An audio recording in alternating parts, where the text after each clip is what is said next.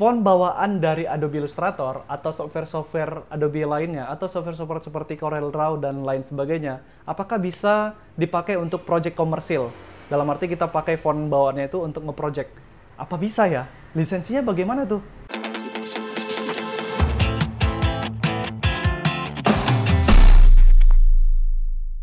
Hello guys, welcome back to my channel para desainer dan freelancer. Ketemu lagi dengan aku Ria Purba. Dan ini masih di kampung dan suasananya pasti ribut.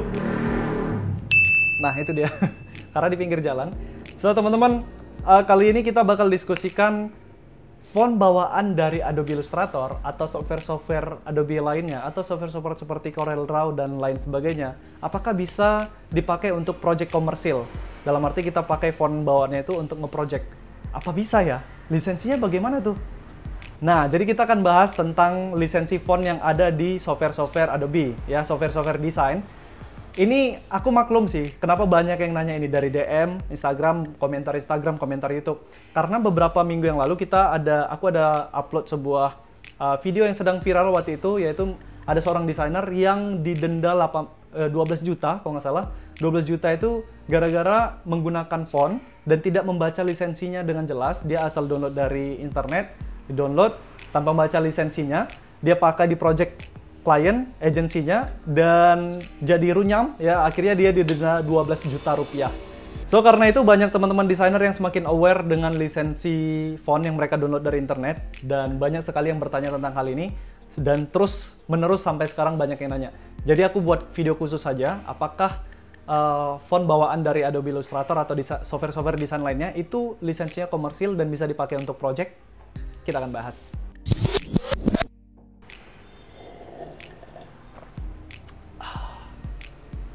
Enak banget cuy. Kopi Dolgano manual buat dari rumahan. Oke, kita kembali ke topik. Sebelum aku menjawab pertanyaan dari teman-teman, ya, aku meriset dulu gitu. Apakah memang ada font yang bawa font standar yang terinstall ketika kita menginstal aplikasi desain? Kalau dulu dan yang kemarin-kemarin, aku berpikir ini pertanyaan aneh. Kenapa? Karena dalam pikiranku sepertinya tidak ada font yang terinstall ketika kita menginstal Adobe Illustrator. Setauku, yang kemarin-kemarin ya, yang dulu, sepemikiranku, itu font yang ada di dalam Adobe Illustrator atau software desain yang lainnya, itu adalah font bawaan dari komputer kita, dari sistem operasi. Jadi ibarat kita beli laptop baru, misalnya ini kita beli MacBook, dan belum ada aplikasi yang macam-macam kita install, jadi pure bawaan, ya, ketika kita beli, itu sudah ada fontnya di dalam, karena itu sudah include di dalam sistem operasi yang kita bayar, yang kita beli saat membeli laptopnya, gitu ya. Jadi ketika kita menginstal Adobe Illustrator, itu font yang sebenarnya terinclude di dalam situ, softwarenya, adalah font-font yang di dalam sistem operasi atau komputer kita. Jadi aku berpikirnya begitu. Jadi apa bisa font yang di dalam Adobe Illustrator, bawaan Adobe Illustrator, itu dipakai nge-project? Aku kira ini pertanyaan aneh gitu. Itu tadi alasannya, aku pikir tidak ada font yang terinstall ketika Adobe Illustrator diinstal juga. Tapi aku mau buktikan langsung, aku mau googling, aku mau riset dulu. Ketika aku riset, sekitar 1 jam lebih, akhirnya aku baru menyadari dan aku melihat ada satu halaman khusus di situs resmi Adobe yang membahas tentang ini. Dan ternyata memang ada list atau daftar-daftar font itu yang terinstall juga di dalam Adobe Illustrator ataupun software Adobe lainnya ketika kita menginstal software tersebut. Aku malah baru tahu teman-teman. Jadi langsung kita check it out aja ke situs resmi Adobe-nya. Oke teman-teman, bisa lihat semuanya di layar. Jadi ini adalah halaman khusus resmi dari Adobe, situs Adobe-nya yang membahas tentang fonts included atau fonts yang termasuk di dalam software Adobe. Di sini CS6, Creative Suite 6 ya. Tapi aku yakin standar font yang terinclude di dalam CS6 ini juga terinclude juga atau terinstall juga di dalam software Adobe CC ya, versi CC atau Creative Cloud. Nah, jadi teman-teman langsung aja kita scroll ke bawah. Di sini teman-teman lihat di setiap software Adobe seperti After Effects, Illustrator, Photoshop, InDesign, dan lain sebagainya, teman-teman lihat, itu ternyata ada bawaan 2 standar font, yaitu standar install set 1 dan standar install set 2. Jadi masing-masing set 1 dan set 2 ini mempunyai list atau daftar fontnya berbeda-beda. Kita scroll lagi ke bawah. Oke, kita ke standar install set 1 Ya, jadi font-font standar set 1 yang ikut terinstall di dalam software Adobe. Yang pertama itu teman-teman ada lihat daftarnya, ada Adobe Arabic Bold, ada Adobe Devanjari, kemudian Adobe Hebrew. Ini font-font Latin ya, mungkin Arabic gitu ya. Itu dan font bawaan dari Adobe. Kemudian yang lainnya juga ada, kalau yang familiar, Minion Pro. Nah, teman-teman kayaknya familiar dengan Minion Pro, ternyata itu bawaan dari software Adobe. Kemudian ini pasti kalian tahu semua dan pernah dengar semua, yaitu Myriad Pro. Ya, itu teman-teman bisa lihat di sini ada font Myriad Pro komplit, dari yang regular, ada yang bold, ada yang condensed ya. Jadi itu ternyata Myriad Pro ini include ya, atau ikut terinstall ketika kita menginstal Adobe Illustrator ataupun software Adobe lainnya. Nah, kita ke standar install set 2. Jadi di sinilah ada lebih banyak lagi daftar font yang ikut terinstall ya ketika kita menginstal software Adobe. Jadi itu ada Garamond, ternyata Garamond itu software bawaan, ada terinstall juga di dalam software Adobe. Terus ada Caparel Pro, kemudian ada juga Cooper Black ya, ternyata Cooper Black itu bawaan dari Adobe. Kemudian Minion Pro, yes. Kemudian ada lagi Nuva STD, ada Myriad juga yang ada Arabic, versi Arabicnya. Kemudian Tecton Pro, Trajan Pro ternyata juga ada bawaan dari Adobe. Nah, jadi teman-teman, keraguanku di awal itu atau kebingunganku di awal itu terjawab ya, sudah ya. Jadi dulu aku berpikir tidak ada font yang terinstall ketika kita menginstal software Adobe. Ternyata di sini ada dan jelas ini situs resminya. Nah, masalahnya pertanyaannya tinggal adalah apakah font-font standar yang terinclude di dalam software Adobe ini lisensinya komersil? Bisa kita pakai nge-project juga nggak? Oke, untuk mengetahui lisensinya komersil atau tidak, teman-teman silakan baca di sini di layar.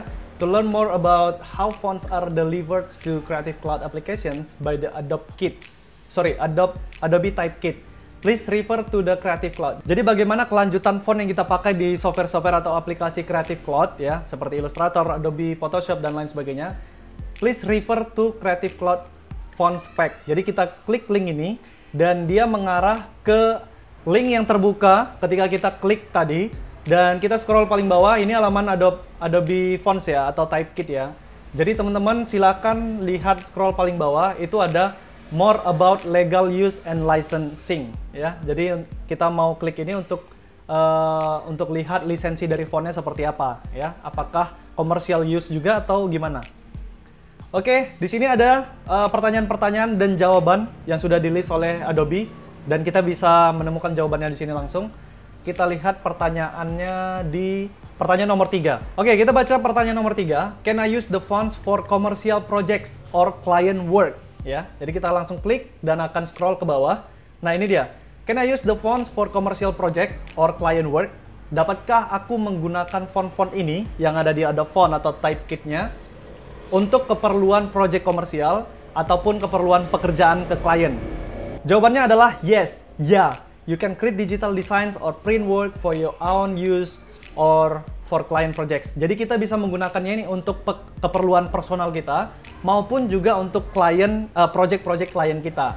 This include generating a PDF, EPS file. Jadi ini termasuk untuk membuat file PDF, kemudian EPS file, kemudian bitmap file seperti JPG atau PNG. Ya, jadi bisa mau vektor, mau itu JPG, bitmap seperti JPG atau PNG, itu bisa teman-teman. Oke, kemudian mungkin pertanyaan lain, kalau digunakan di dalam logo bisa nggak? Nah, untuk link dari halaman ini nanti aku taruh di deskripsi di bawah video supaya teman-teman bisa baca komplit, tapi aku mau highlight satu pertanyaan lagi. Can I copyright the logo or register it as a trademark? Jadi bisa kita pakai nggak font-font ini dari Adobe ini ke dalam logo yang akan didaftarin trademarknya atau merek dagangnya?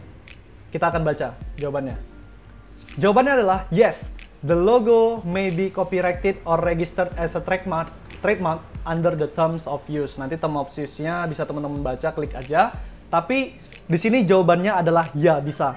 Jadi misalnya teman-teman dapat project logo dari klien dan klien mendaftarkan logonya ini ke hak cipta logonya atau trademark atau merek dagang logonya ya, atau perusahaan dia, brand dia, dan ini bisa. Jadi font itu bisa dipakai untuk logo yang didaftarkan trademarknya. Tapi kecuali fontnya langsung ya, fontnya langsung yang didaftarin sebagai logo, misalnya seperti Coca-Cola, itu kan bentuk logonya itu kan teks atau wordmark. Jadi semisalnya ada font designer yang membuat font Coca-Cola itu ya. Tiba-tiba Coca-Cola mengambil fontnya ini atau typeface ini menjadi logo Coca-Cola. Itu nggak bisa, teman-teman. Itu kan logonya karya orang lain. Jadi teman-teman harus minta izin ke font kreatornya atau type founderinya untuk mendaftarkan fontnya tersebut sebagai logo kita. Pure logo ya. Jadi logo yang dimaksud di Adobe ini adalah jadi ada icon, ada teks, dan teksnya itu menggunakan font dari Adobe. Itu bisa. Tapi kalau fontnya langsung dijadikan logo seperti wordmark ya, tulisan langsung, itu teman-teman harus perlu lisensi khusus ke type founderinya atau desainer fontnya. Oke teman-teman, untuk pertanyaan lainnya kalian bisa baca langsung di situs yang aku cantumin di deskripsi di bawah video. Dan semoga video ini bermanfaat dan mudah-mudahan bisa menghilangkan kebingungan kalian apakah font-font yang ada bawaan di software Adobe itu bisa dipakai ke commercial project. Jawabannya bisa. Jadi itu aja teman-teman. Buat ada yang pertanyaan tambahan, silahkan cantumkan pertanyaan kalian atau saran tambahan kalian di komentar di bawah video ini. Semoga video ini bermanfaat dan jangan lupa share video ini ke teman-teman desainer, ke grup-grup desainer kalian supaya semakin banyak yang belajar. Jadi itu aja buat video kali ini. Buat teman-teman yang sudah subscribe, pastikan kalian hidupkan tombol lonceng supaya tidak ketinggalan notifikasi video-video baru dari channel Rio Purba. Buat teman-teman yang baru datang di channel aku ucapin selamat datang. Jangan lupa cek video-video yang lain karena banyak pembahasan lain tentang desain dan freelancing yang pastinya akan bermanfaat bagi kalian. Itu aja teman-teman. Sebagus-bagusnya desain pasti ada yang nggak suka. Sejelek-jeleknya desain tetap ada aja orang yang suka. Jadi mau desain kalian bagus atau jelek, jangan pernah takut berkarya. Aku Rio Purba, see you guys on the next video. Bye!